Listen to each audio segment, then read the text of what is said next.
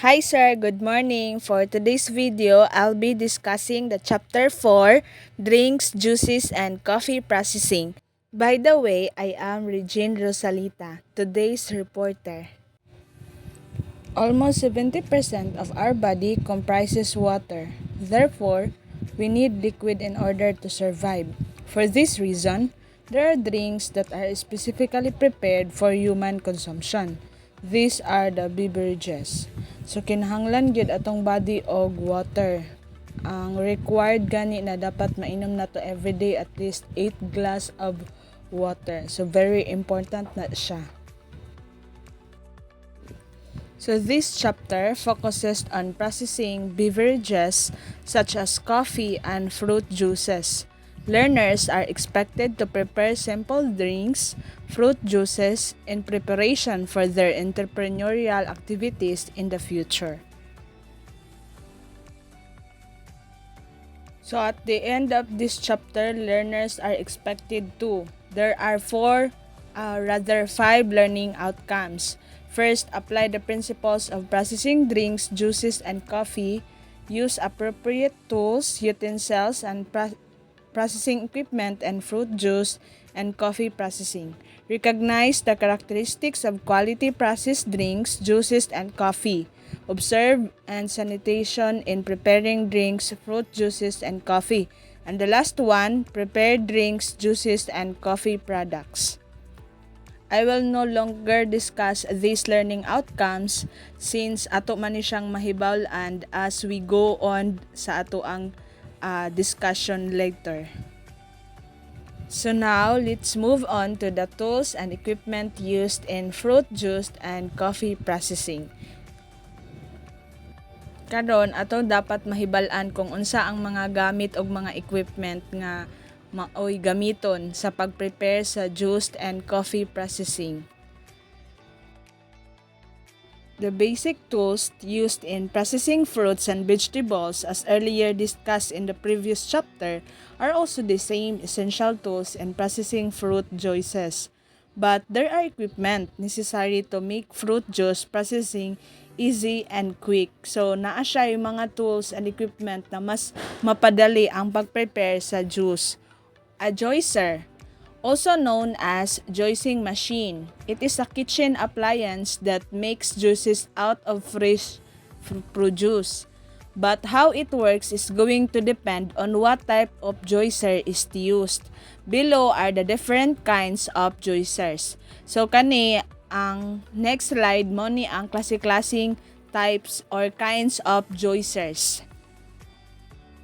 So, first kinds of juicer is masticating juicer. So, this is one of the most popular types of juicers. So, this type of juicer will turn just about any kind of fruit or vegetable into a fresh glass of juice, but even better is that this oven extract the most amount of juice from the same amount of produce. So, in a simple way, it is a style of juicer that crushes juice out of ingredients at a low speed. So, na-picture diri So, inani ang forma sa masticating juicer.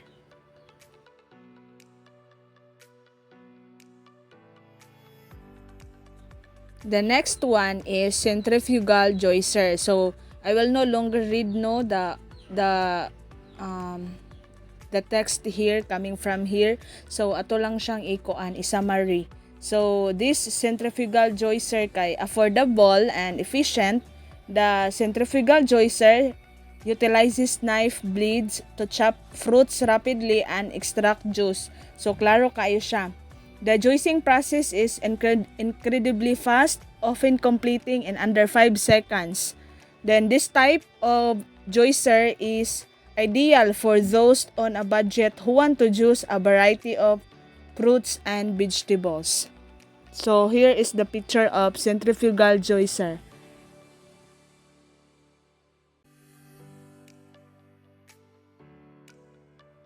Okay, the next is triturating juicer.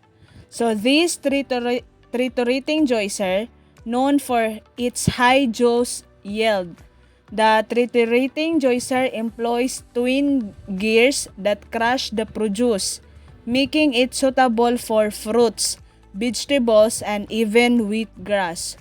Although typically more expensive, its design allows for superior extraction, making it a preferred choice for health-conscious consumers seeking maximum nutrient retention. So kaniday siya nga type of juicer is katuning mga tao na kanang health-conscious consumers.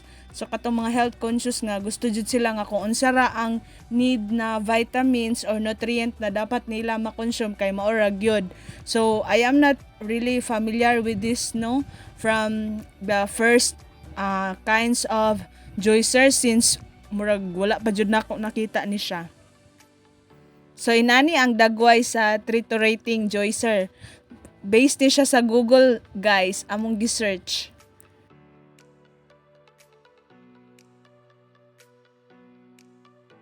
Next is citrus juicer. So what is citrus juicer? So it is designed specifically for soft-centered citrus fruits like lemons, limes, and oranges. So this juicer uses a reamer to extract juice. Its simplicity makes it easy to use. The user simply presses and twists the fruit to squeeze out the juice rather. So simple ra kaning citrus juicer no, dali ra kay siya himuon. Kanang bali kuan ra kay ba kanang sana paspas ra kaayo, dali ra kay maka-produce og juice. So mao ni ang dagway sa citrus juicer.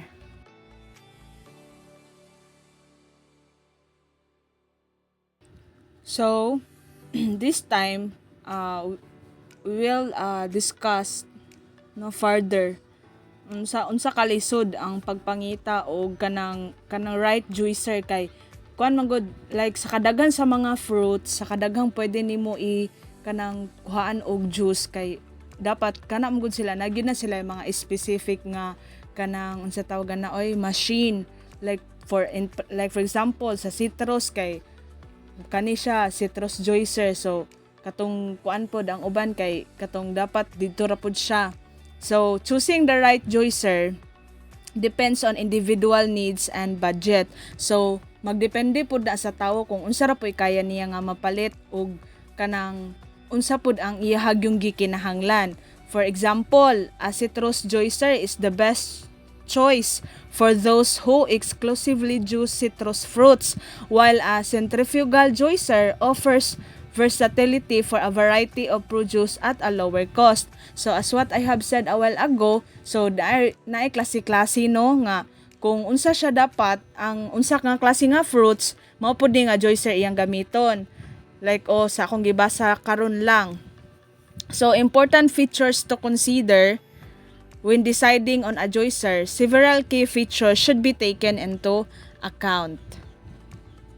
So mao ni ang important features no to consider when deciding on a juicer. First, removable parts. So juicers with removable parts facilitate easier cleaning, helping to prevent bacteria growth from pulp residues. This feature is critical for maintaining hygiene and ensuring the longevity of the juicer. So dapat pilion pud nimo tong mga kuan kanang juicer nga removable parts siya ba para dali ra pud siya hinluan, then ma-prevent pod ang pag-contaminate sa bacteria. Next is dishwasher safe. So dishwasher safe, mini juicers come with dishwasher safe parts which simplify the cleaning process. This feature is advantageous even for those who prefer hand washing as it allows for thorough sanitation when needed. So kani siya is kanabang handy ra siya kanang mahugasan nimo para ma-ensure jud nimo nga kanang matarong nimo og hugas na walay mabilin na mga kuan didto katong mga na crush na mga kuan fruits and vegetables. And then the next one is the large shoot. I don't know kung sakto ba ni akong pagbasa, shoot ba ni siya sir or shoot. So large shoot or shoot ambot lang. So It is a larger chute reduces the need for pre-cutting fruits and vegetables, making the juicing process more efficient. Models with chutes up to 3 inches wide can accommodate whole small to medium-sized produce, saving time and effort. So kato siya nga mga mga kanang type of juicer no na dapat i-consider is very important to siya no sa labi na sa usa ka sa usa ka tawo na mogamit sa inato. Usually manggod kaning mga inani ginagamit jud ni siya sa mga kanang mga imnanan kay like for example sa mga business usually naagid sila inani nga mga machines, but so far sa kung no wala pa ko kakita ani nga mga machines pod, so very new sa ako but bisag new maning kamot na maka familiar. Okay, the last one is pulp regulator. So, pulp regulator is a valuable feature in juicers that allows users to control the amount of pulp in their drinks. This adjustable setting provides flexibility, enabling individuals to customize their juice according to personal preferences. So, for instance, a user can prepare one glass with pulp while keeping the rest pulp free, or opt for varying levels of pulp in different servings. So this capability enhances the overall juicing experience by accommodating diverse taste and dietary preferences, ultimately making the beverage more enjoyable. So sa ako as what I have understood is kanang kung unsa ang preferred sa tawo no, kung unsa iyahang ganahan nga taste in ani makabuot siya, pwede man gud makuan siya ma-customize siya ba, pwede nimo makabuot ka kung unsa ray imuhang gusto nga dapat in ani iyahang lasa. So in conclusion, the choice of juicer should align with personal preferences, intended use, and budget considerations. So each type of juicer offers unique advantages, and understanding the features such as removable parts, the dishwasher compatibility, and so on and so forth. So the right juicer not only enhances the juicing experience but also ensures the production of high quality, nutritious beverages. And now, let us proceed to the tools and equipment used in coffee processing. So, kaganina, juice man to, karon coffee processing na pod. So, dere, sa text, for this, short discussion, no? Wala jud siya kanang, there is no universally correct in preparing a coffee. It depends on the individual, no? Depends on the individual ang it depends to individual preferences and the time one is willing to invest in the process, no? Sa pag-prepare sa coffee, depende ra gid na sa tao, wala gid siya universally correct nga kanang dapat inanion gid siya. So depende ra gid na sa tao nga willing mo invest lang time and effort para to make a coffee. So everyone has their own preferences, no? Naagid tay tagsa-tagsang preferences. So depende na lang nimo kung unsay mas ganahan nimo ug mas prefer ka. So now, let's move on to the tools and equipment used in processing coffee. First is espresso tamper. So this is a small handheld tool used to compress ground espresso beans into the espresso machine's port filter before brewing. So it is also used to compress coffee grounds in the port filter, essential for making espresso. So mo ni ang dagway sa espresso tamper, no? So I am not really familiar gyud kay dili pud kay ko naga-prepare og coffee, since dili pud kay ko ingon nga mahilig magkape, then wala pa kapalit sa mga tools, no, og equipment nga gamiton. So inani ang dagway.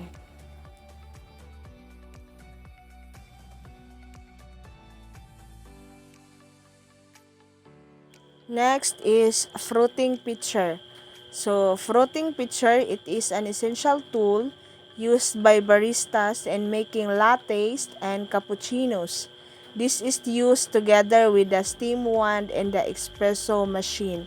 So inani ang dagway guys sa fruiting pitcher.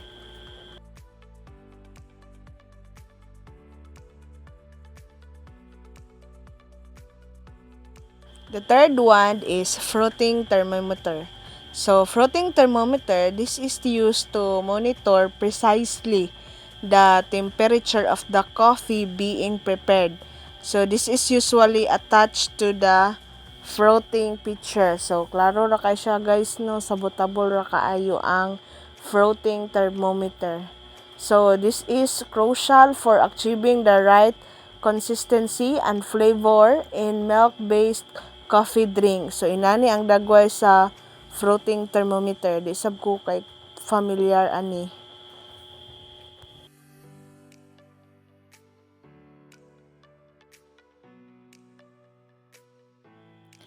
The fourth is the bare and bladed grinders.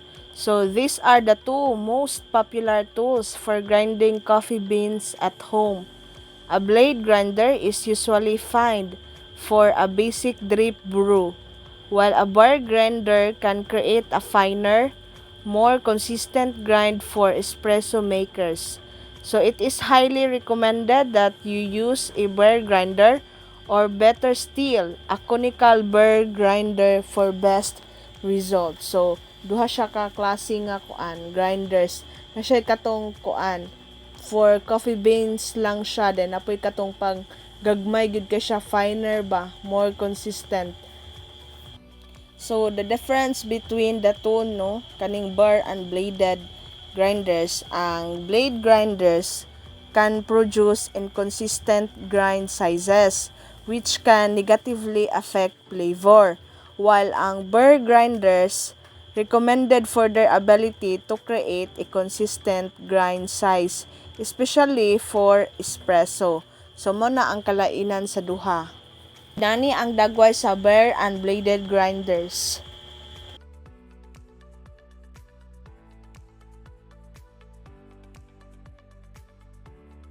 The fifth one is cafetiere.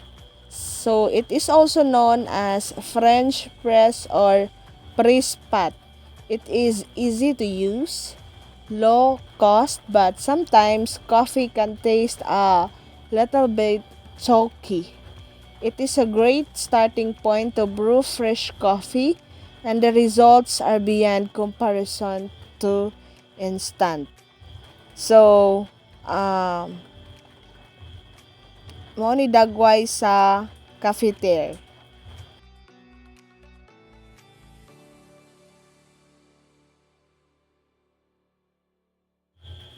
The next one is filter machine. So this is fairly easy to use and good for single origin coffee. So inani ang dagway guys sa filter machine. So kuan din siya no, additional info. Filter machine provide a straightforward approach to coffee preparation. Friendly po ni siya, user friendly po ni siya.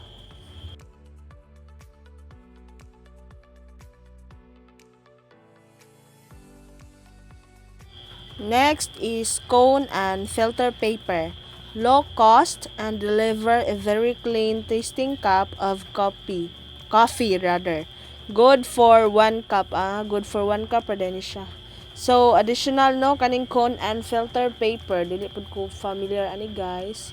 It is an economical option that delivers a clean tasting cup of coffee suitable for single serving. So, good for single servings ra ni siya. Mao ni ang naong sa cone and filter paper.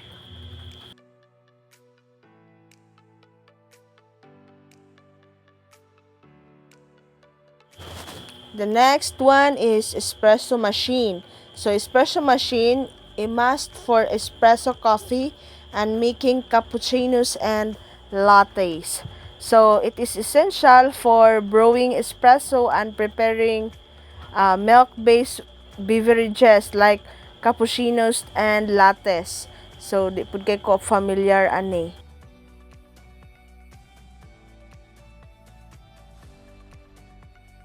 So those are the tools and equipment needed used in preparing or processing coffee. So there are more, daghan pang mga machine and tools no nga gamiton pag prepare sa coffee, but I will no longer mention those things kay daghan kay siya. So mo lang ni ang kanang nasa book. And now let us proceed to the processing drinks and juices. Water is the most important liquid. We cannot live without water for more than 10 days. It is a common knowledge that water is the main ingredient in preparing beverages such as tea, ginger ale, coffee, soft drinks to name a few, which are consumed for the purpose of refreshments. Cold beverages are the most favorable drinks during summer, while hot beverages are best for beating the chill. Now let's dive into the principles of processing fruit juices.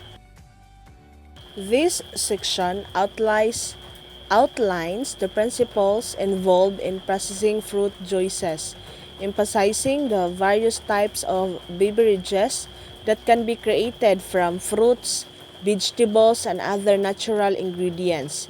While these beverages have health benefits, it is crucial to consume them in moderation to avoid potential adverse effects on health. So ang tanang sobra makadaot, di pod maayo nga kulang. So igo-igo lang, moderate. So now, let us proceed to the classifications of fruit drinks according to the following characteristics. First, pure juices. These are pure fruit juices and there is nothing added to it. Second is nectar. So nectar consumed on a one-shot basis or drunk at once after opening. Next is cordials. These are considered as crystal clear squashes. Squashes contain at least 25% fruit material mixed with sugar syrup to give a final sugar concentration of about 40% and are diluted to taste with water prior to use and may contain preservatives, which are advisable once the bottle is opened, partly used and stored. And the last one but not the least, these syrups. These are concentrated clear juices with high sugar content. For a short discussion or additional information, in preservation methods, ani nga mga fruit drinks classifications, the preservation of these fruit beverages relies on a combination of natural acidity, pasteurization, and sealed packaging. The high sugar content in syrups and squashes also acts as preservative, helping to extend shelf life and maintain product safety once open. So, the processing of fruit juices highlights the balance between health benefits and potential risks associated with high sugar content. So, tanang mga ginakonsume nato kung masubrahan, dili pud siya maayo. Dapat igo-igo lang. While beverages derived from fruits and vegetables can provide essential nutrients, excessive consumption can lead to health issues such as increased sugar intake and calorie overload. So no, pag masubrahan pog katamis ang atong na-consume, kay di po siya maayo, kay basig diabetikon pud ta. So dapat igo-igo lang. Understanding the classification of fruit beverages is important for consumers. Ganuman, importante na siya kay gina-intake nato na siya, no? Mapunta na siya sa ato ang kalawasan. So kung say gi-intake nato, mausab nay makaapekto nato. Kung sobra ra, ang effect pod ana, masubrahan pod. So it is very important na as consumers makabalo gyud ta kung unsa ra gyud dapat natong himuon. Pure juices are often the healthiest option as they contain no added sugars or preservatives, making them a nutrient-dense choice. Conversely, products like nectars, squashes, and syrups, while flavorful and enjoyable, can contain significant amounts of added sugars, which can contribute to health concerns when consumed in a large quantities. Overall, knowledge of the different types of fruit and beverages and their processing principles allows consumers to make informed choices about their beverage intake and encourages moderation to maintain a balanced diet. So kinahanglan very important gyud nga sa tanang mga pang intake nato bisag unsa pa na siya dapat balance gyud kanang moderate. Okay, that would be all. I hope you learned something from my report. So the next topic would be discussed by my co-reporter, Miss Nudado. That's all and thank you.